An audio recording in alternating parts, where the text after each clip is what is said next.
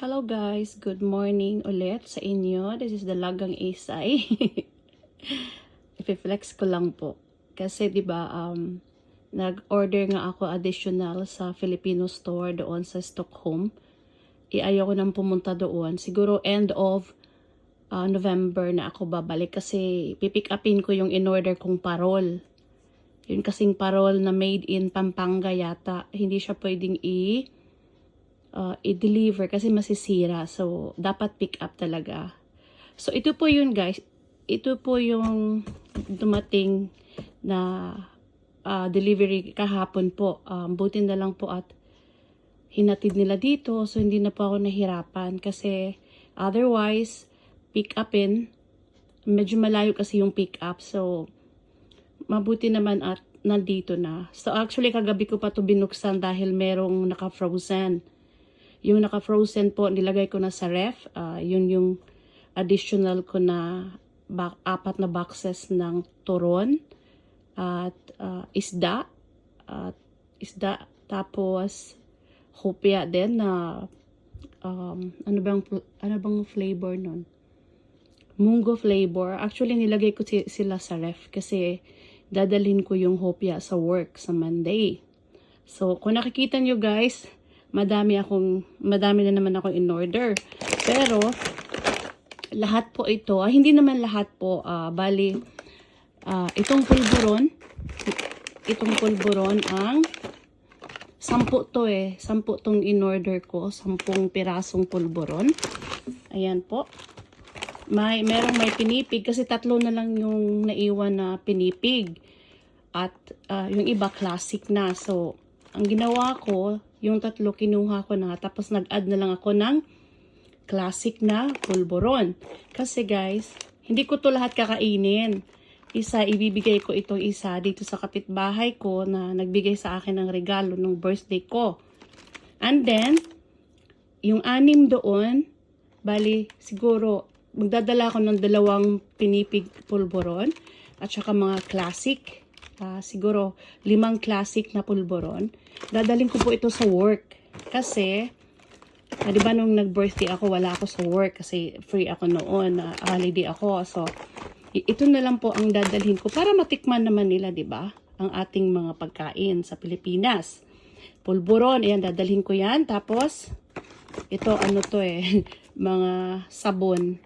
Ibibigay ko to sa 2 kong good friend dito na Swedish. Nakasama ko, ibibigay ko, tig-isa sila nito. And then, ito guys, dadalhin ko rin to sa work. Ito, Graham, moistened biscuit, dadalhin ko to sa work.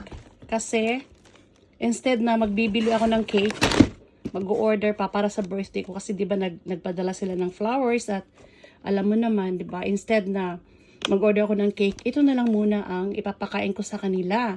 Para matikman naman nila ang mga Filipino na dessert natin. Ito, Graham, saka ito, masarap to sa kape, di ba?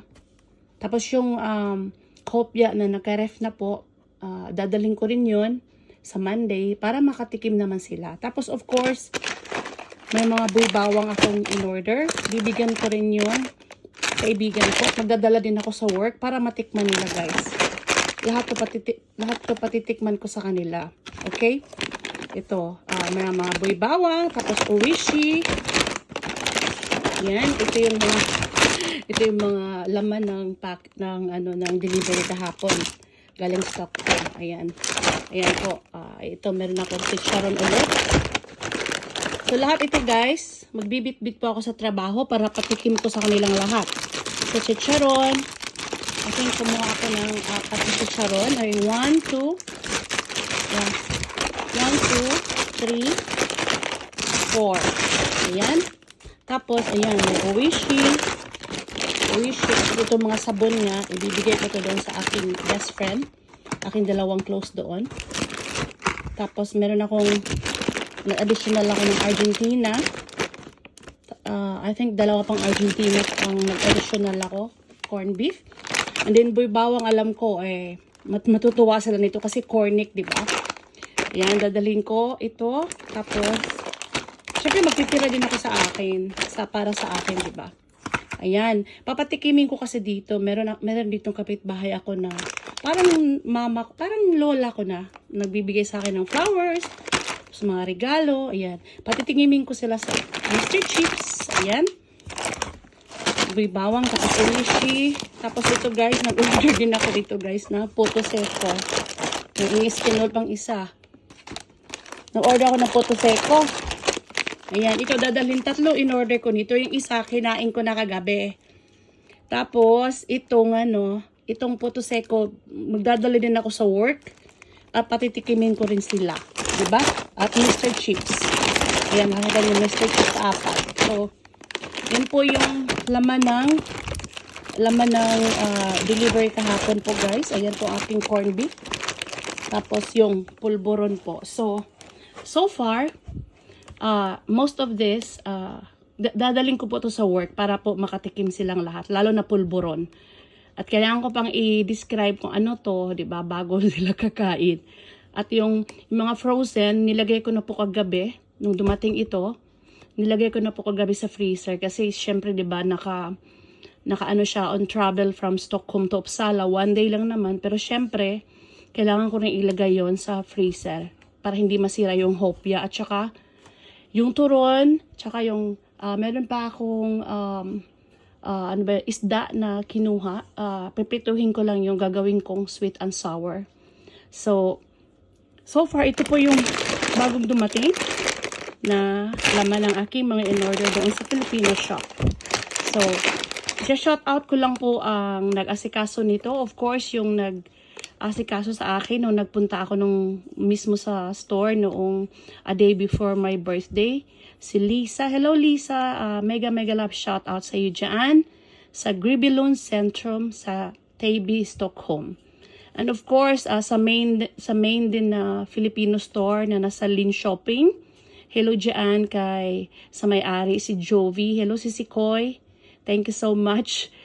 Siya talaga yung may pinaka-main na Asia store na nasa Lin Shopping. Medyo malayo lang kasi. So, ito po lahat. So, itong mga ito guys, hindi ko to kakainin ha. Hindi ko to kakainin lahat, syempre. Yung pulburon nga dadaling ko sa work. Itong Graham, buy bawang, magbibigay ako sa aking 2 good friend sa work. Ito ding Silka. Basta magdadala ako ng isa nito, isang Mr. Chips, tapos yung chicharon, Puto Seco, magdadala din ako para po matikman po nilang ating mga Filipino junk food at saka lalo na itong tawag nito, itong pulburon. So, sana magustuhan po nila. Di bali po guys, sasabihin ko sa inyo kung pabor o hindi. Anyway, thank you so much guys. Thank you sa inyong pagtangkilik ulit.